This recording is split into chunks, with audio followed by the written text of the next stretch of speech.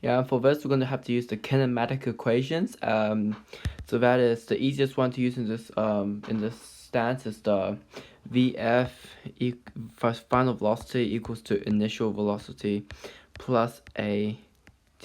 Okay, this is the easiest one to use here. So we have the final velocity, the initial velocity, acceleration, and time. So remember the final velocity and the initial velocities we're talking about here is the vertical velocities, and we're talking only about the vertical velocities, not the instantaneous velocity. So we're using this 5.63 meters per second we calculated here, okay?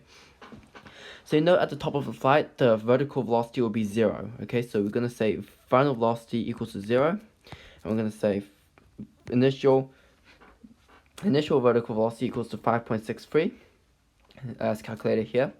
I'm going to say, because gravity is acting the opposite direction and they're acting against each other, that means acceleration is negative 9.8, okay? And we're trying to find the t. So basically, if we rearrange this equation, we'll find that 5.63 divided by 9.8 should give us our time. So our timing value, sorry, I apologize for that. Our timing should be 0.57. Well, we're going to say 0.574 to be more accurate, okay? So therefore, 0.92 seconds is more than 0.574 seconds. And this means that after 0.92 seconds has passed, this means that the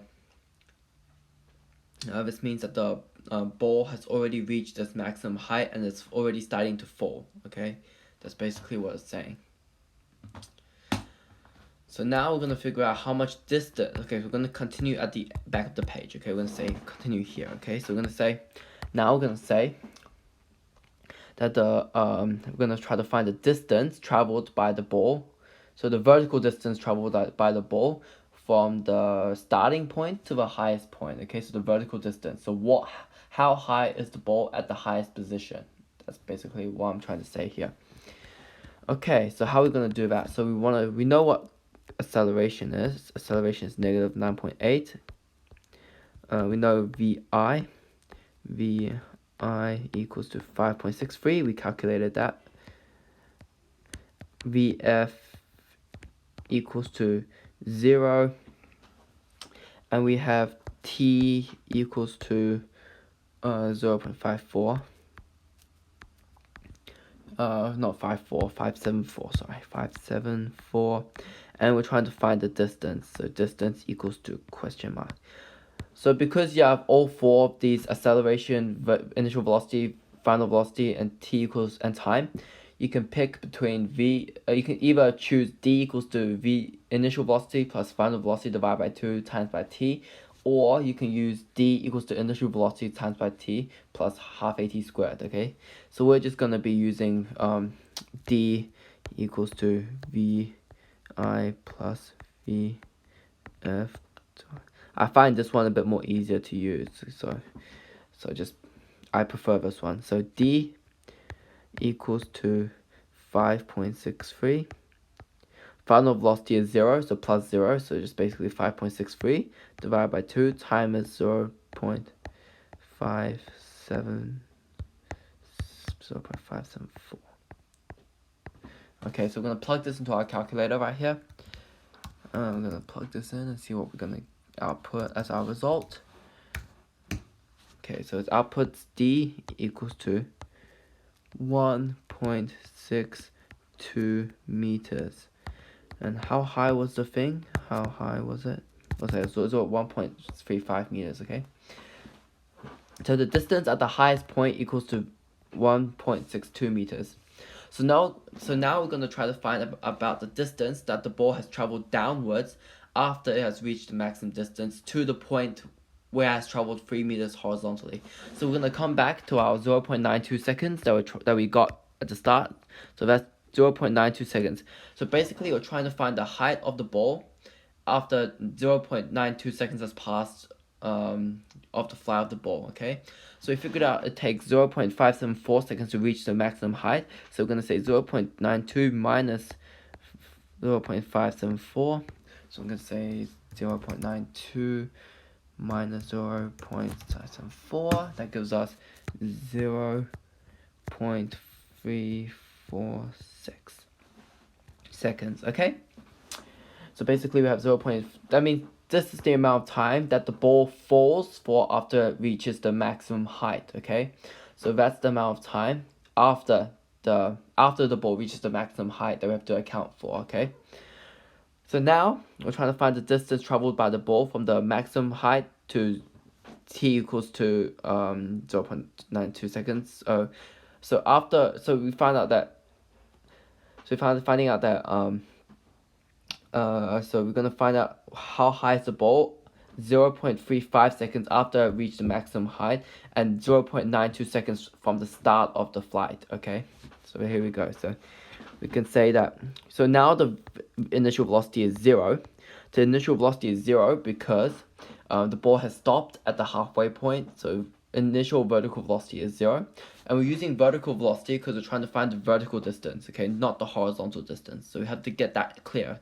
We're trying to find the vertical distance traveled, not the horizontal distance, okay? So you say VI equals to 0. We have VF equals to, I don't know what that equals to. We have acceleration. So acceleration is now positive 9.8 because they're acting in the same direction. Since after the midpoint it's going to start going down, and because the ball goes down, that's in the same direction of gravity, so therefore it's positive 9.8 meters per second minus 2. And we have time. Time equals to 0.346 seconds. Okay, so we're trying to find the final velocity first, okay? So what equation can you see that involves VI, T, A, and VF? Yeah, you guessed it. It's the first equation that we used back there. So basically VF equals to VI plus AT. And basically we'll just substitute our numbers in. So we have VF, unknown amount, equals to VI, 0 plus 9.8 times 0.346, and we plug that into our calculator, we get times by this, and that equals to 3.39 meters per second. So now we know the final velocity. We can use the final velocity and the variables we already know now to find the distance traveled downwards after the ball has reached its maximum height. Okay, so now we're gonna say D equals to VI plus VF divided by 2t. Okay, I'm going to say D equals to initial velocity is 0 plus final velocity we know is 3.39.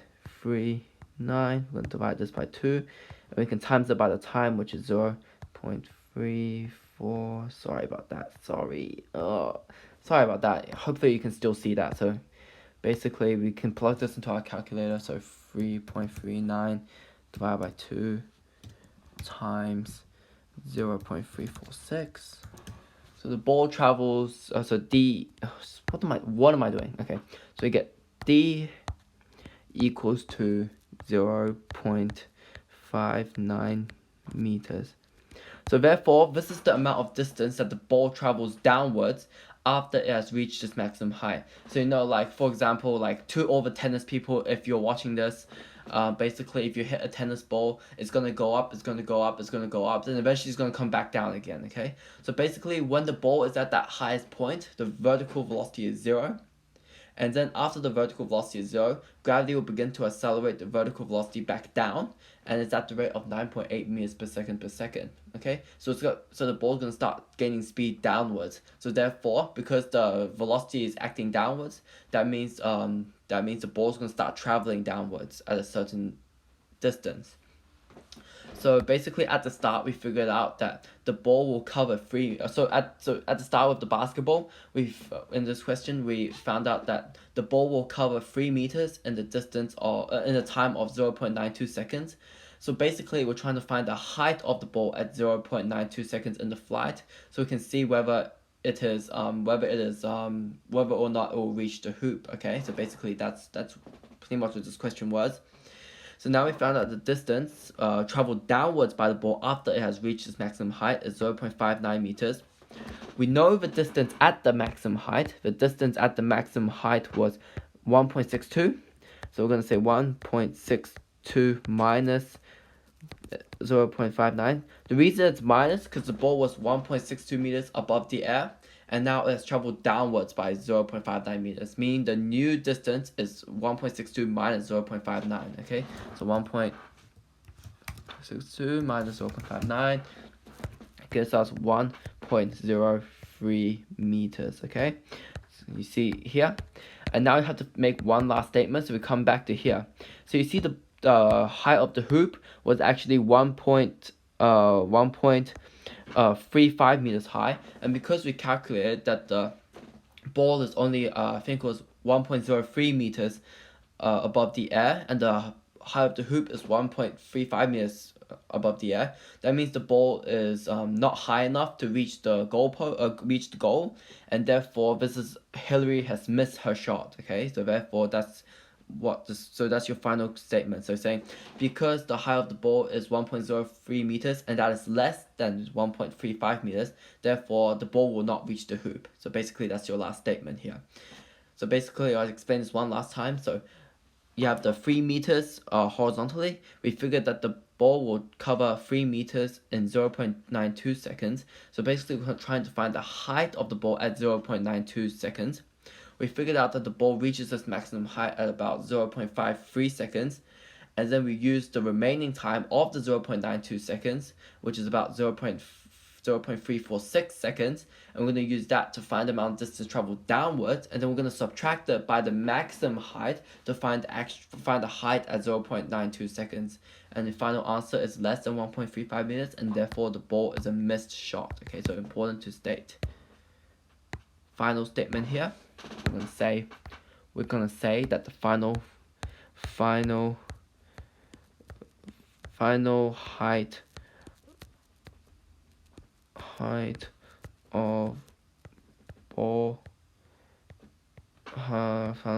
ball sorry, I just move across is less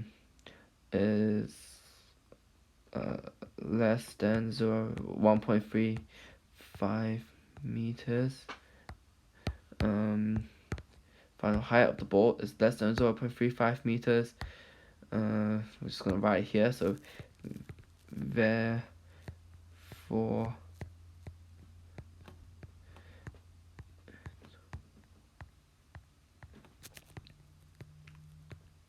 therefore it will not reach. Okay, so this was actually a pretty tough question. Actually, I really hope that you understood my explanation. If you didn't, please comment down below. I'll explain it to you, because it was pretty challenging question, so it's understandable. Like, it's quite a lot of steps and a lot of calculations to get to a final answer. So if you have any questions, just leave it down in the comments below. But if you solve this question all the way and having a correct final statement, you will you'll get the excellence grade. So getting up to here, you get the excellence grade. Finding out the time. Okay, so that's 0.92 seconds. So 0.92 seconds. You found this time here, and you found the horizontal and vertical. So you found this, and you found this, and you found the time. That gets you a merit grade. So all three of them. Okay, all three of them. Or if you found either the vertical velocity or you found the horizontal velocity, so that's either this or either this, so any one of them will get you an achieved grade. Okay, so therefore that's basically it for question 2. I'm going to cut question 2 here. It's pretty long, it's pretty long video, so I'm going to cut it here. Okay, I hope you enjoyed watching. If you have any questions, leave it down in the comments below. Any constructive criticism, please also leave it down in the comments below, and I hope you enjoyed. Thanks for watching. I'll see you next time. Thank you. Bye.